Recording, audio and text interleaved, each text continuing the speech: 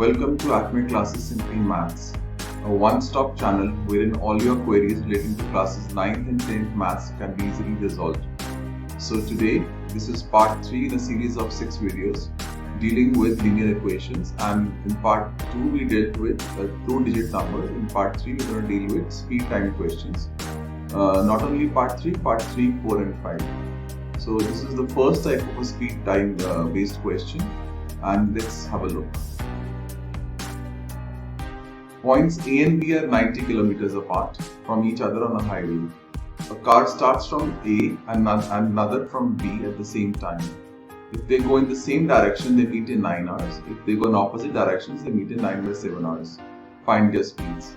So this is a typical question from board exam point of view. So let's see how it works. But before we go ahead and try to solve this question, कुछ conceptual understanding को देखते हैं. So example लीजिए. अब ये इस question से related नहीं है, बट ये एक एग्जाम्पल है ताकि आपको ऑपोजिट डायरेक्शन और सेम डायरेक्शन का पॉइंट ऑफ व्यू समझा सके. सो लेट्स से 2 कार्स हैं A और B पर. कार A की स्पीड 60 किलोमीटर पर आवर है और कार B की स्पीड 30 किलोमीटर पर आवर है, और दोनों ऑपोजिट डायरेक्शन में मूव करेंगी. अगर दोनों ऑपोजिट डायरेक्शन में मूव करेंगी, they will and up going towards each other. तो मान लीजिए इनको इमरजेंसी है और इनको चाहिए कि within 1 hour they have to meet, otherwise catastrophe will happen. Otherwise बहुत बड़ी प्रॉब्लम में फंस जाएंगे. उनको 1 घंटे में मीट करना है. अगर B A की वेट करेगा वहीं बैठकर, तो A को तो 1 घंटे से ज्यादा टाइम लगेगा, बिकॉज डिस्टेंस 90 किलोमीटर है और maximum A 60 kilometre per hour के डिस्टेंस कवर कर सकता है 1 आवर में. सिमिलरली अगर A वेट करेगा B के लिए, तो B तो A तक पहुंचने में 3 आवर्स लेगा. तो अगेन दोनों नहीं मीट कर पाएंगे 1 आवर में. तो मान लीजिए उन्होंने कोई बिजनेस कॉन्ट्रैक्ट साइन करना और वो 1 घंटे के अंदर ही करना, otherwise they lose a lot of money. So वो कैसे इस टारगेट को अचीव कर सकते हैं? वो दोनों एक दूसरे की तरफ चलना शुरू कर देंगे. A B की तरफ, B A की तरफ, और दोनों मिलकर 1 घंटे में एक दूसरे को मिल पाएंगे या नहीं मिल पाएंगे? सोचिए. A का स्पीड 60 किलोमीटर पर आवर है, B का स्पीड 30 किलोमीटर पर आवर है. तो दोनों मिलकर 1 घंटे में मीट कर पाएंगे, as you may have correctly guessed. तो दोनों ने मिलकर, क्या दोनों की स्पीड 90 किलोमीटर थी कि इन्होंने 1 घंटे में कवर की? Absolute answer is no. तो इन्होंने ये 90 किलोमीटर का गैप मिलकर कवर किया या सेपरेटली कवर किया? मिलकर कवर किया या इंडिविजुअली किया? इसका करेक्ट आंसर है दोनों ने मिलकर ही डिस्टेंस कवर किया. दोनों ने मिलकर ही डिस्टेंस ऑफ 90 किलोमीटर 1 घंटे में कवर किया. तो इनकी इंडिविजुअल स्पीड्स मैटर कर रही है यहाँ पे, या कंबाइंड स्पीड्स मैटर कर रही हैं? अगर आपने सही गेस किया है तो इनकी कंबाइंड स्पीड्स काम कर रही हैं. दे कवर 90 किलोमीटर इन 1 आवर. कैसे? दोनों की स्पीड मिलाकर, दोनों की स्पीड्स का इफेक्ट मिलाकर. दोनों की स्पीड्स का इफेक्ट मिलाने को हम कहते हैं रिलेटिव स्पीड्स. तो रिलेटिव स्पीड्स मिला के जब हम ऑपोजिट डायरेक्शन में जाते हैं, तो ये ज्यादा डिस्टेंस कवर कर पाते हैं कम से कम समय में, और ज्यादा का मतलब प्लस. तो जब दोनों ऑपोजिट डायरेक्शन में स्पीड जाएंगे, तो दोनों की स्पीड ऐड ऑन होकर 90 किलोमीटर पर आवर की स्पीड बनी relative speed. As a result जब कार्स ऑपोजिट डायरेक्शन में जाएंगी, तो अगर एक की स्पीड x है, दूसरे की स्पीड y है, तो उनकी रिलेटिव स्पीड होगी x plus y kilometre per hour. I hope this point is clear. Going on to the other direction. अब सेम कॉन्सेप्ट है, बट अब ये ऑपोजिट डायरेक्शन में जा रहे हैं. इसको अंडरस्टैंड करने के लिए let us assume point A पे पुलिस की कार है और पॉइंट B पे चोर की कार है. अब कार पुलिस की जो है उसकी maximum speed 60 kilometre per hour है और चोर की कार की स्पीड 30 किलोमीटर पर आवर है. ऑब्वियसली चोर और पुलिस एक दूसरे की तरफ तो जाएंगे नहीं. Nobody wants to get caught. So ये चोर आगे की तरफ भाग रहा है, पुलिस पीछे पीछे. अब देखते हैं क्या होता है. 1 घंटे के बाद क्या होगा, उससे पहले जानने के लिए समझिए कि इनिशियल गैप दोनों के बीच में जो है वो 90 किलोमीटर का है. तो अब पुलिस ने अगर चोर को पकड़ना है, तो इनिशियल गैप 90 किलोमीटर का कवर करना पड़ेगा. तो कैसे करेंगे? एक एग्जांपल दे रहा हूं पहले घंटे का मूव समझाकर. पहले घंटे पे मान लीजिए A के ऊपर माइलस्टोन जो है 0 किलोमीटर का है. अगर नंबर लाइन पे स्टेट करें तो A is at 0 kilometre, milestone 0 kilometre, मील का पत्थर 0 किलोमीटर पे है, और पुलिस चोर के पीछे भागना शुरू करती है.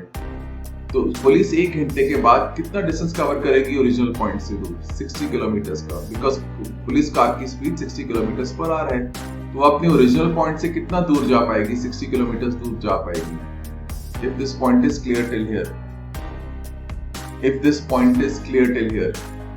बट चोर वहां तो नहीं बैठा हुआ, चोर भी आगे जा रहा है। चोर इनिशियली ओरिजिनल पॉइंट से 90 किलोमीटर्स दूर था, बट चोर ने नेक्स्ट 1 आवर में, उसी फर्स्ट 1 आवर में 30 किलोमीटर इस डायरेक्शन में ट्रैवल किया।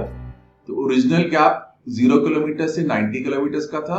1 घंटे के बाद वो ओरिजिनल पॉइंट से 120 किलोमीटर दूर हो गया और पुलिस कार ओरिजिनल पॉइंट से 60 किलोमीटर दूर हो गई। तो अब 1 घंटे के बाद पुलिस कार 60 किलोमीटर माइलस्टोन पर है और चोर 120 किलोमीटर माइलस्टोन पर पहुंचा। तो अब दोनों के बीच में गैप कितना रह गया? 120 minus 60 is, as you might have guessed correctly, 60 kilometers per 60 kilometers का गैप है आफ्टर 1 आवर। तो ये पहले ओरिजिनल गैप कितना था? 90 किलोमीटर्स। 1 घंटे के बाद गैप कितना रह गया? 60 किलोमीटर्स। तो 1 घंटे में ये गैप किस रेट से कम हुआ? 1 घंटे में ये गैप 30 किलोमीटर्स के कम हुआ। दैट मींस डिस्टेंस कवर्ड, जो गैप है बिटवीन द चोर and police car, got covered at the rate of 30 kilometers per hour। 30 kilometre कैसे आया? पुलिस कार की स्पीड में से चोर की कार की स्पीड माइनस करने के बाद। तो अगर ये सेम डायरेक्शन में ट्रैवल कर रहे हैं तो जो रिलेटिव स्पीड्स लेनी है वो x माइनस y लेनी है, अज्यूमिंग कार x जो है उसकी स्पीड हायर है और कार y की स्पीड लोअर है। सो जब ऑपोजिट डायरेक्शन में जाते हैं तो कार्स की स्पीड x प्लस y लेनी है, जब सेम डायरेक्शन में जाते हैं तो कार्स की स्पीड x माइनस y लेनी है। आई रिपीट, तो जब ऑपोजिट डायरेक्शन में जाना है तो कार्स की स्पीड x प्लस y लेनी है, जब सेम डायरेक्शन में जाना है तो कार्स की स्पीड x माइनस y लेनी है। अब वो क्वेश्चन रीडू करते हैं। Points A and B are 90 kilometers apart. If they go in the same direction, they meet in 9 hours. 9 hours क्या है? डिस्टेंस है, स्पीड है या टाइम है? जैसे आपने करेक्टली गेस कर ही लिया होगा, 9 hours टाइम है। तो सेम डायरेक्शन का time is 9 hours, opposite direction का time is 9/7 hours. Find their speeds. तो अब दोनों की स्पीड्स नहीं गिवन है, तो A की स्पीड x मान लीजिए x kilometre per hour, B की speed y kilometre per hour मान लीजिए। अब देखते हैं इक्वेशन कैसे फॉर्मुलेट करनी है। डाटा के अंदर, क्वेश्चन के अंदर टाइम दिया हुआ है। Time in same direction is 9 hours, time in opposite direction is 9/7 hours। Now time का फॉर्मूला क्या होता है? Distance upon speed. So distance तो 90 किलोमीटर है as given in the question, और क्योंकि सेम डायरेक्शन में स्पीड है तो रिलेटिव स्पीड हो जाएगी x माइनस y, जैसे अभी समझाया था।